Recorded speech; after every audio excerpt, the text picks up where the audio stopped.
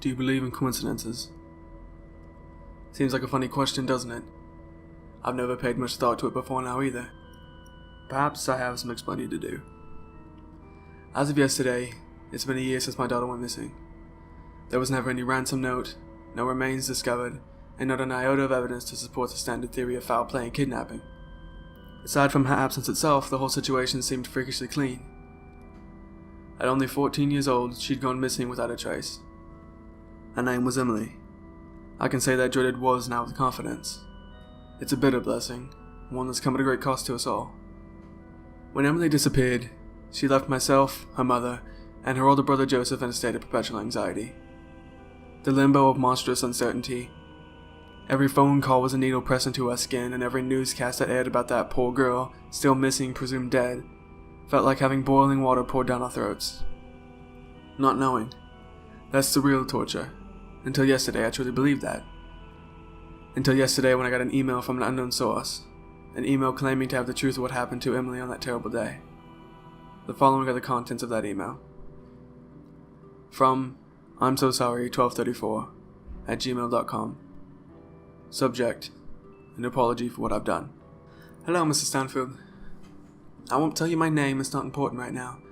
What's important is what I've done, and how sorry I am for doing it. I'll be quick and honest. Emily's dead and I killed her. I would love to tell you it was quick and merciful, but it wasn't. She died slowly and terribly. I can't imagine that my initial enjoyment of that fact will serve as any kind of consolation. I've loved Emily for a very long time, in what you might call an improper way. The hardest part was knowing that she could never love me back, at least, not in the way that I loved her. Though this wasn't for the lack of trying. I made passes before, just silly attempts really. But she was never receptive to my affection. She was disgusted by me, and that made me feel small and angry. Though, I can be thankful for the fact that she never told you about any of it. I guess it would have been terribly embarrassing for her if you knew. Not that she'll care now. Do you know how hard it is to cope with the fantasy, Mr. Stanfield? I've had such ugly dreams about Emily, and I know they're ugly, but I still can't help to find them so exciting. I've wondered many times over the past year whether it was the ugliness of it all that made it so passionate. When all you've got is a fantasy that you think is unattainable, you spend lots of time refining it. Like a sculptor chipping away at a statue, hoping to find perfection hidden in the granite. It doesn't matter how many times you secretly loosen the valves with your hands, it just keeps the fantasy down. It doesn't destroy it. It can't destroy it. It just gains another component. Maybe it's another 15 minutes of torture, another scream. Maybe it's another tool added to the kit. By the time the fantasy comes to a boil, it's too complex to be satisfying on the basis of thought alone. You have to make it into flesh. Warm, satisfying flesh. And I did. I really did. I have to be honest with you, it wasn't so much about wanting to live my fantasy, as it was about wanting to know whether I had it in me to carry it out. There was no dignity in pleasuring myself to the thoughts of violence, only in being able to say that I had the courage to do the one thing that had been giving my life so much meaning.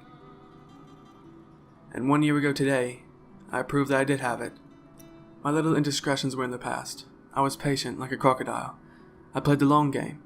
I got Emily to trust me again with time. I let her be comfortable around me. Let her drop her guard. She was on her way home from school when I finally took the chance to make my move. I picked out an old, beat-up shack in the woods in advance, threw down a woolen top, and prepared some shackles. I even lit a few candles for romantic effect, more for myself than her, I admit. She was apprehensive at first, but I managed to talk her into visiting the little cabin with me. The door was shut and bolted behind us before she ever saw the gun I was holding. But when she did, she was a good girl. And she didn't scream, though I must say I was a little disappointed by that. I'm not a pornographer, so I won't be lured with the details of what I did. I'm aware it's perverse, but the wind outside hardly matters when you're a hurricane. My whole life was perversity, hidden and locked away. Emily was the outlet for that. Part of me thinks I only ever loved her because she was convenient, because she was accessible.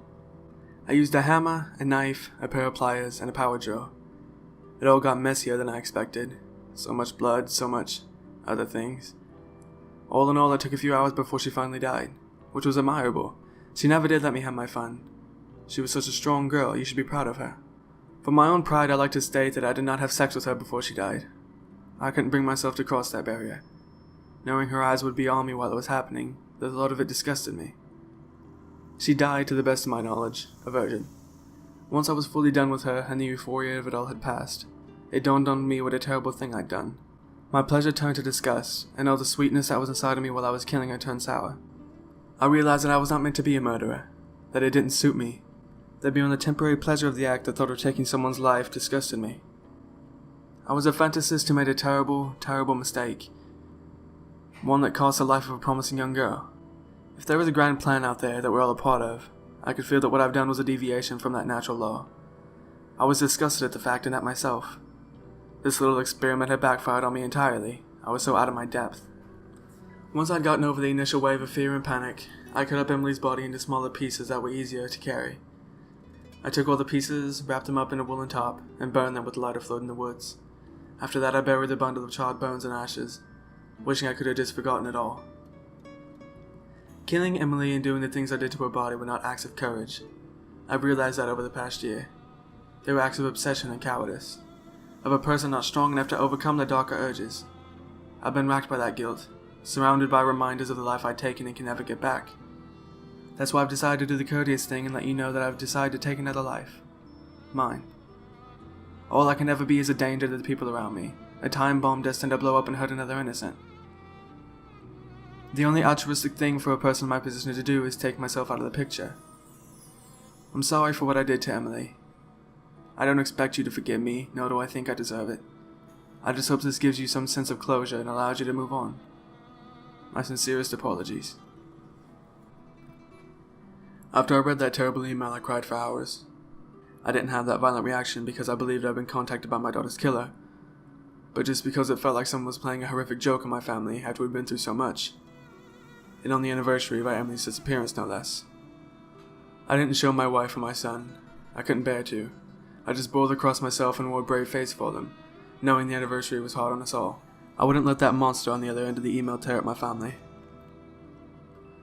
But this morning, I heard two almighty bangs ring out from Joseph's room.